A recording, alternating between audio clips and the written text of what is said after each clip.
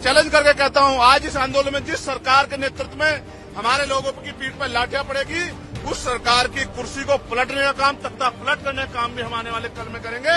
इस बात का भी मैं सरकार को चैलेंज देता हूं, मेरी बात को याद रखना। जब 10% आर्थिक आधार पर आरक्षण आप सामान्य जाति के बच्चों को दे सकते हैं, सामान्य जातियों को दे सकते हैं, तो 10% आरक्षण आप अति पिछड़ी और अति दलित जातियों को क्यों नहीं दे सकते? सरकार ये बताए। और अभी ये आंदोलन खत्म नहीं हुआ है। आज तो संपूर्ण भारत में भारत बंद जारी है, लेकिन 11 सितंबर को जो हमने दूसरा चरण इसका बुलाया दिल्ली में, उस दिन हम सरकार को घुटने टिकवा देंगे। मैं सरकार का विरोधी तो हूं, जब तक सरकार जिम्मेदारी से कोई काम नहीं करेगी, हम सरकार की नीयत पे शक करते हैं, हम सरकार का भरोसा नहीं करेंगे। मैं यहाँ जिस समाज ने सड़कों पे उतर के इस केंद्र की सरकार को और सुप्रीम कोर्ट में बैठे जजों को ये बताने का काम किया है कि समय बदल गया है, अब अगर हमारे अधिकारों पे कहीं से भी हमला होगा तो हम लोग चुप बैठने वाले नहीं हैं। उसी सरकार को ये बताने कि जब समाज सड़कों पे रहेगा तो उनके नेता भी बंगलों में महलों में नहीं बैठेंगे, वो भी सड़कों पे रह के समाज का संरक्षण करेंगे। जिस तरह से पूरे देश में भीम आर्मी आजाद समाज पार्टी के लोग जिला मुख्यालयों पे सड़कों पे उतर के संवैधानिक तरीके से अपना ज्ञापन दे रहे हैं, अपनी बात रख रहे हैं, बंद को सफल बना रहे हैं, ऐसे ही कार्यकर्ता के तौर पे हम दिल्ली में अपनी ड्यूटी को अदा कर रहे हैं। हम दिल्ली के जंतर मंतर पे पिछले कई घंटों से अपने आंदोलन को मजबूत कर रहे हैं और ये संदेश दे रहे हैं, सारी चीजों पर नजर भी रख रहे हैं कि हम इस आंदोलन से पीछे हटने वाले अब नहीं। कुछ लोग कह रहे हैं आप विरोधी भी हैं बंद की। मैं सरकार का विरोधी तो हूं। मैं आपको बताना चाहता हूं कि सबसे पहले पार्लियामेंट में मैंने इसका ललकार कर विरोध किया और सरकार को चैलेंज किया कि सरकार अब आंखें खोल ले, अब वो दिन नहीं रहे 2 अप्रैल 2018 दोहराने का मौका न दे।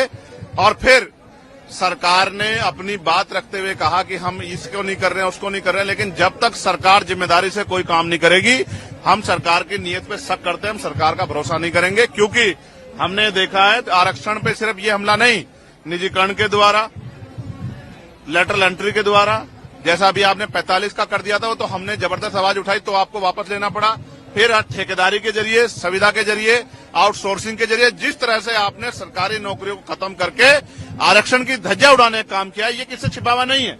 और जिस तरह से आपकी सरकारें निजीकरण को बढ़ावा दे रही हैं, पूंजीपतियों को बढ़ावा दे रही हैं, कॉर्पोरेट सेक्टर को बढ़ावा दे रही हैं, सरकारी स्कूलों को बंद कर रही हैं, नौकरियों को खत्म करें, 69 शिक्षक भर्ती में जिस तरह आपने घोटाले किए, और फिर तमाम तरह से आपकी लंबे समय से नीति, आपकी आइडियोलॉजी हमने देखी।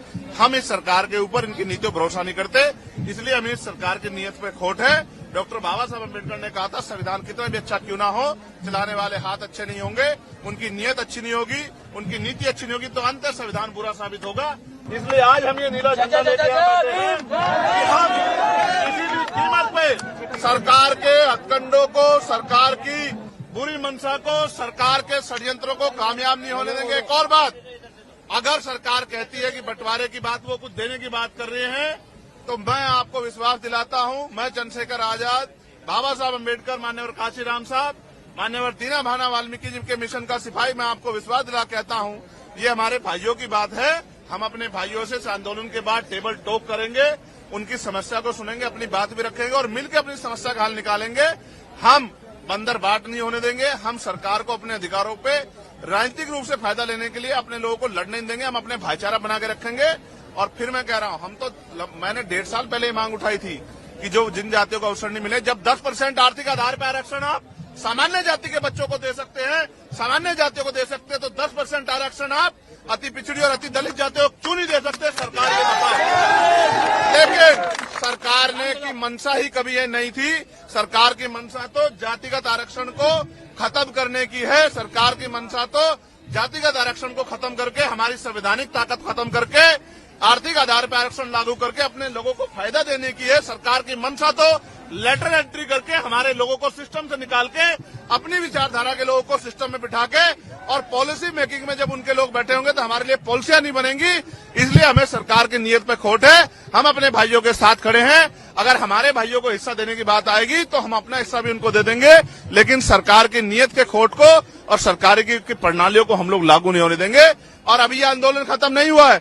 आज तो संपूर्ण भारत में भारत बंद जारी है, लेकिन 11 सितंबर को जो हमने दूसरा चरण इसका बुलाया दिल्ली में, उस दिन हम सरकार को घुटने टिकवा देंगे। अगर आज सरकार ने घुटने टेके, उसके बाद जब पार्लियामेंट का सेशन चलेगा, आप मेरी बात को याद रखना, हम सरकार को घुटने टिकवाने के लिए एक इतनी बड़ा जन समर्थन यहाँ दिल्ली में जुटाएंगे कि सरकार की आंखें खुल जाएंगी, नींद खुल जाएगी और हम अपने आरक्षण पे, अब अपने अधिकारों पर किसी भी तरह की जो है हमला बर्दाश्त नहीं करेंगे।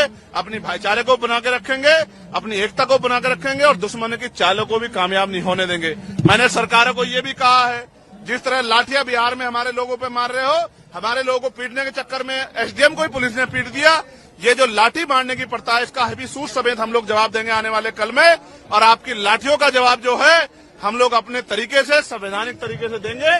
और मैं चैलेंज करके कहता हूं, आज इस आंदोलन में जिस सरकार के नेतृत्व में हमारे लोगों की पीठ पर लाठियां पड़ेगी, उस सरकार की कुर्सी को पलटने का काम, तख्ता पलट करने का काम भी हम आने वाले कल में करेंगे।